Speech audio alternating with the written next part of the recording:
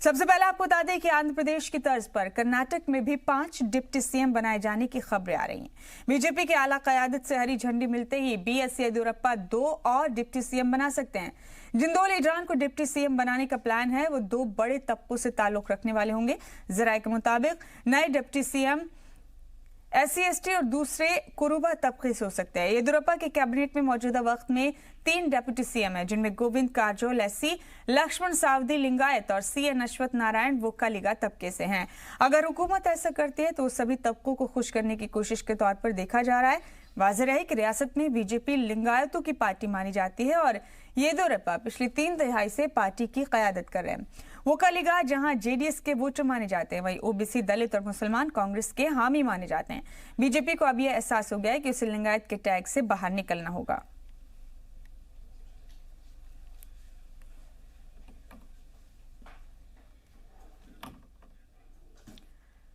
और हमारे साथ हमारे नुमाइंदे जयपाल शर्मा मौजूद हैं फोन लाइन पर। जयपाल, अब कर्नाटक हुकूमत भी आंध्र प्रदेश हुकूमत के रास्ते पर चल निकली लग रहा है।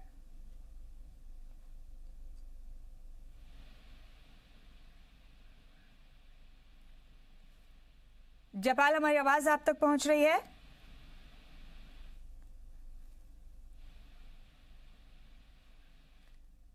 आपको बता दें कि आंध्र प्रदेश हुकूमत की तरह ही कर्नाटक हुकूमत भी मंसूबा बना रही है कि 2 और डिप्टी सीएम सरकार में शामिल किए जाए। अभी 3 डिप्टी सीएम हैं कर्नाटक हुकूमत में और इसे सरकार की तमाम तबकों को खुश करने की कोशिश, खुश करने की कवायद माना जा रहा है। अगर बीजेपी की आला क़यादत से इस इरादे को, इस मंसूबे को हरी झंडी मिली तो 2 और डिप्टी सीएम बनाए जा सकते हैं। तो जयपाल शर्मा हमारे नुमाइंदे हमारे साथ मौजूद है। जयपाल, हमारी आवाज पहुंच रही है आप तक?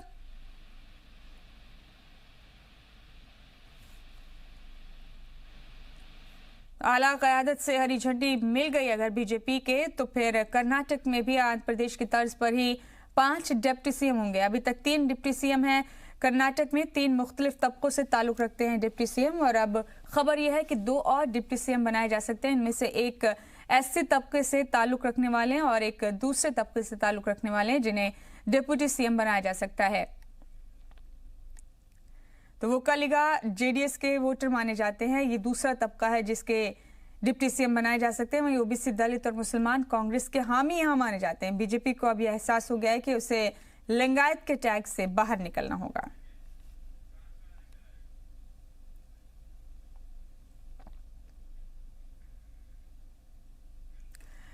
बढ़ते बुलेटिन में आगे, मोदी सरकार ने अपने दूसरे मुद्दतेकार के 100 दिन पूरे कर लिए हैं। इस मौके पर मरकजी वुज़रा रियासतों में प्रेस कॉन्फ्रेंस के जरिए हुकूमत की हुसूलियाबियां गिनवा रहे हैं। गोवा पहुंचे पार्लिमानी उमूर के वजीर प्रहलाद जोशी ने आर्टिकल 370 को एक तारीखी फैसला बताया, तो दीगर फैसलों को अवामी मफाद में लिया गया कड़ा कदम बताया।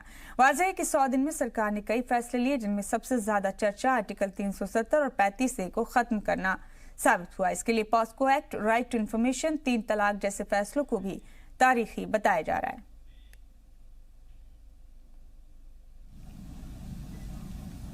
For a special event after completing the 100 days in office in his second term by government led by Shri Narendra Modi. In fact, 8th, 9th and 10th, all the important cabinet ministers are holding the press conference throughout the country. Budget come initial session of the parliament. It is a historic parliament session, as you all know well. The productivity of Lok Sabha was 137% and Raj Sabha was 103%, with the passage of 30 bills in both the houses. Out of them, the important bills I would like to quote: the path-breaking decision of bringing Jammu and Kashmir in the mainstream, the POSCO Act, the death penalty for the sexual assault on the children, that is amended in both the houses of parliament, and now it has become a law of the land. आलमी सतह पर जारी मंदी के हालात में Mumbai share बाजार में भी गिरावट दर्ज की गई। हालांकि मरकजी वजीर जी किशन रेड्डी ने दावा किया है कि मोदी हुकूमत बहुत जल्द मौजूदा हालात पर काबू पा लेगी। उन्होंने मंदी के हालात को तस्लीम तो किया, लेकिन इसे अमेरिका, रूस और चीन से बेहतर बताया। रेड्डी ने कहा कि हुकूमत की जानिब से अवामी फलाह के लिए किए गए कड़े फैसलों का असर बहुत जल्द दिखने लगेगा। उनका पहला मकसद मुल्क में बेरोजगारी के हालात पर काबू पाना है। हालांकि अपोजिशन का कहना है कि ये वक्त दावों का नहीं बल्कि हालात पर काबू पाने का है, क्योंकि लाखों लोग बेरोजगारी का दर्द झेल रहे हैं। इकोनॉमिकल क्राइसिस है, हम दुनिया के अंदर है। हमारा भी जो लिबरलाइजेशन के द्वारा दुनिया का जो इकोनॉमिकल सिचुएशन है वो भारत के ऊपर इम्पैक्ट होते हैं। मगर आप अमेरिका से, चाइना से, रशिया से कंपेयर किए तो भारत का आर्थिक स्थिति बहुत बढ़िया है। अभी थोड़ा मंदी होगा, फिर भी compare to other countries situation is very good in India. We are taking so many measures, हम अलग अलग मेजर्स ले रहे। लगभग इंफ्रास्ट्रक्चर में अलग अलग बैंक्स के द्वारा लोन देने का तय किया है।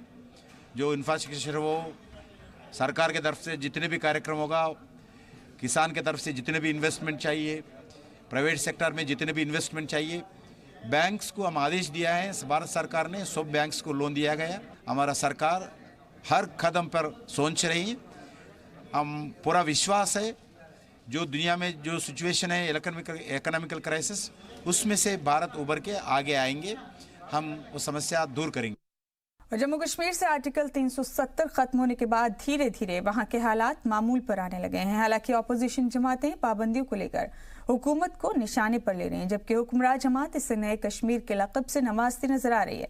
वाज़ेह है कि 5 अगस्त को वज़ीर दाखिला अमित शाह ने राज्यसभा में जम्मू कश्मीर से आर्टिकल 370 हटाने का ऐलान किया था, जिसे अगले दिन लोकसभा से भी हरी झंडी मिल गई।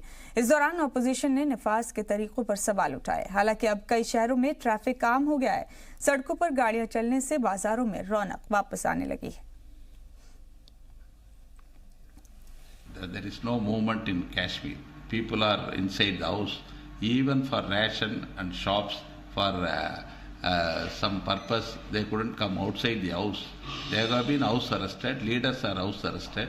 There is everything has come to a standstill. Now, after 30 days, they are telling we have restored the landline.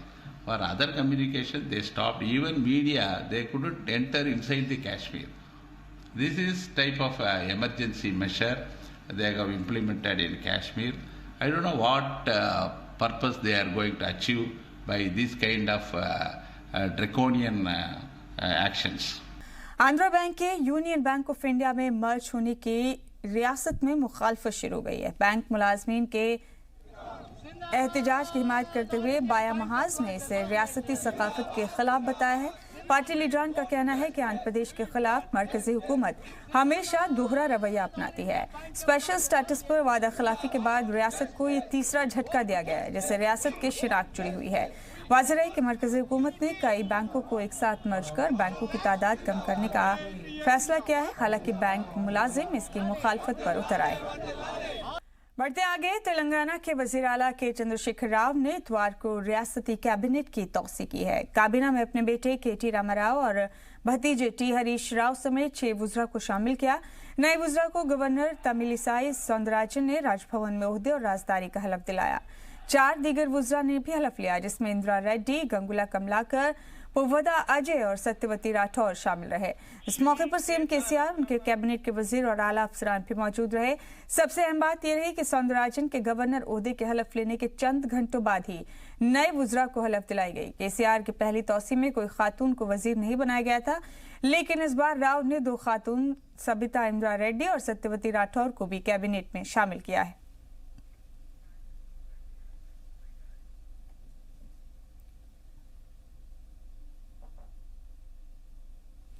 बढ़ेंगे आगे, तेलंगाना के वजीर सेहत ई राजेंद्र ने बदलते मौसम में डॉक्टर्स को मुहतात रहने की हिदायत दी है।